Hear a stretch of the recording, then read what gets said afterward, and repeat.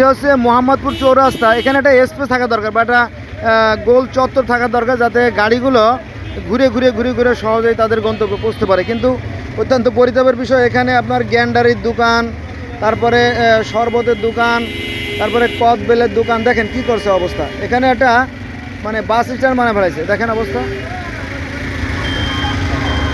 অথচ এই জায়গাটা কিন্তু ফাঁকা থাকার কথা ছিল। এই যে আমাদের এই জায়গাগুলো সম্পূর্ণ ফাঁকা থাকার কথা ছিল।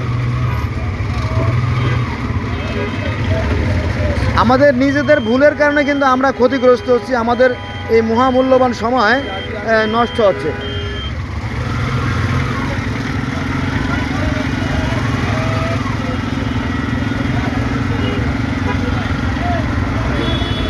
আপনারা দেখতে পাচ্ছেন যে এখানে কদবেলের দোকান আছে, পাশে ছাতা দেখা যাচ্ছে, চার দোকান, সিগারেটের দোকান, শরবতের দোকান ইত্যাদি ইত্যাদি।